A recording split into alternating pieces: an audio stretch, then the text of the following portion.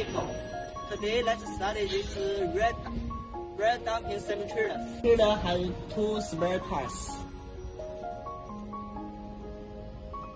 Hydraulic cylinder. Jiaheng brand, Chinese famous brand. Our factory have used it more than 10 years. Very good quality. Material of the trailer is T700 high tension steel, including the box and the main beam. The thickness of the top plate is 14 millimeters. The down plate is 16 millimeters, and the middle plate is 8 millimeters.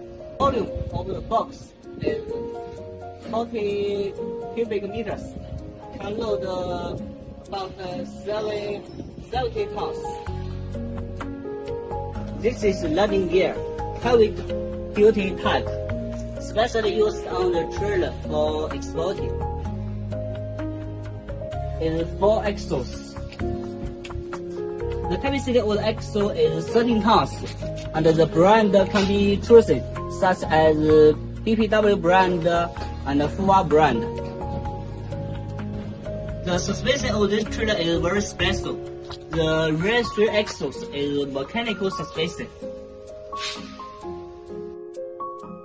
Airbag suspension with lifting function.